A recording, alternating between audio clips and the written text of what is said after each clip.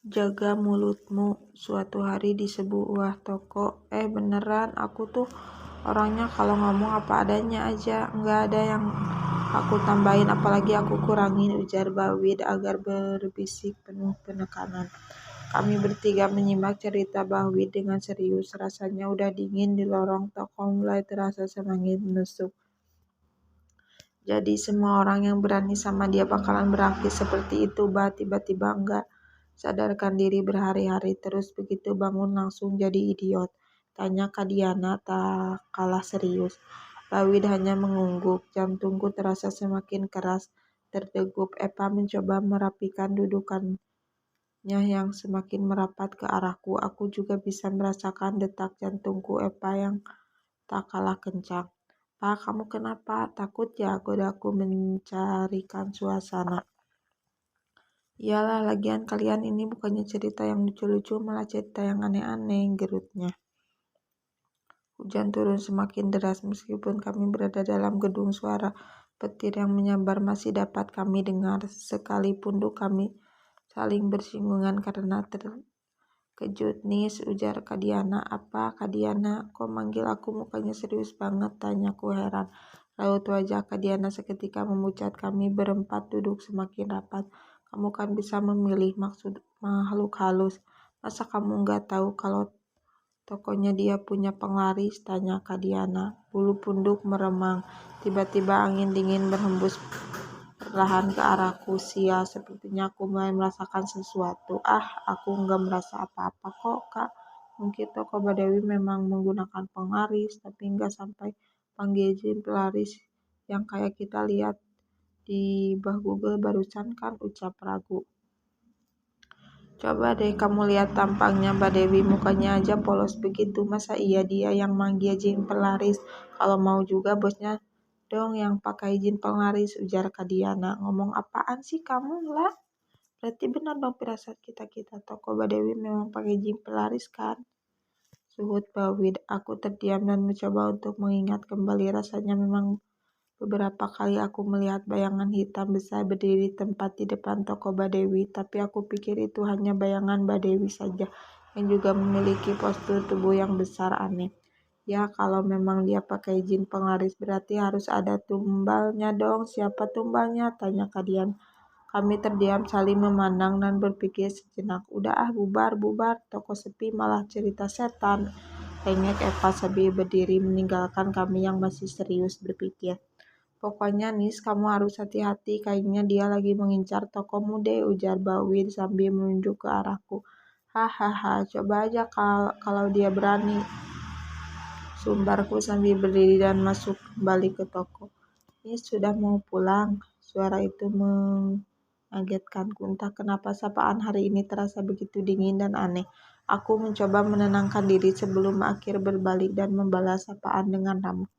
Iya, Mbak Dewi, ini juga lagi beres-beres. Kamu juga udah mau tutup, ujarku. Belum, saya mah harus pulang lewat dari jam 4 sore. Kalau tidak bisa-bisa saya didamprat sama bos, ujarnya sedikit kesal.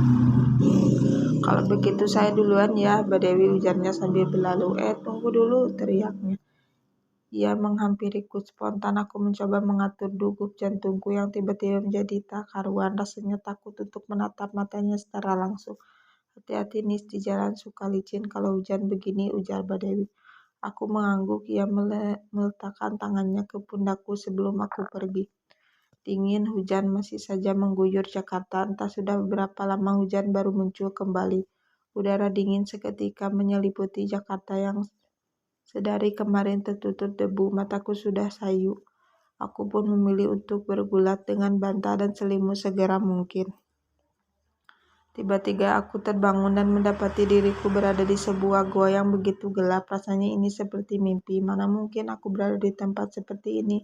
Suara-suara aneh bergema memenuhi seluruh goa. Aku berjalan perlahan mengikuti dari mana suara itu berasal. Di sekelilingku tak terlihat apa-apa. Begitu gelap dan lebab, suara terdengar semakin keras. Sepertinya aku sudah dekat sumber suara itu. Seorang perempuan tambun tampak duduk bersila di atas sebuah meja batu yang besar. Tubuhnya membelakangi pandanganku. Dia sedang berdoa sambil mengikuti irama ketukan batu yang diketuknya. Semakin lama semakin keras, semakin cepat, suaranya lantang dan terburu-buru. Ia berteriak. Aku mendekati sebuah batu besar dan segera bersembunyi di baliknya. Suatu erangan wanita lain terdengar. Aku memberanikan diri untuk mengintip dari celah batu itu. Bawit, astaga, apa yang sedang perbuat itu lakukan? Aku menanjamkan pandanganmu. Sedikit demi sedikit kulit Bawit dikuliti dengan pisau, mulai dari kaki lalu ke tangan seperti sapi yang sedang dikorbankan. Bawit hanya bisa menyerang kesakitan dan menangis sekeras-kerasnya. Tubuhnya terikat, tubuhnya gemetar hebat. Apa yang harus aku lakukan? Kau. Apa yang kau katakan ke tanganku kepada semua orang? Sudah aku bilang berkali-kali, jaga mulutmu baik-baik, Widya, teriak penuh amarah. Ampun, teriak Bawit sejadi-jadinya. Suara begitu menyakiti telingaku. Wajah Bawit dikuliti hidup-hidup, darah mengalir begitu deras. Teriakan Bawit memenuhi seluruh ruangan. Ia menarik bibir Bawit ke kasar, menyeletinya sedikit demi sedikit hingga habis, seolah nafsunya belum terpuas. Ia menarik lidah Bawit, lalu menembaskan dengan pisau. Tubuh Bawit terjatuh dengan menggelegar hebat di tanah. Darah segar menyembur dari mulut Bawit. Eraan kesakitan terasa memilukan. Darah mengalir semakin deras. Bau amis yang menyeru kemana-mana berhasil membuat perutku semakin mual. Ia berhenti. Tiba-tiba ia membalikkan tubuhnya ke arahku, tatapan tajam dan menusuk sampai ke jantung.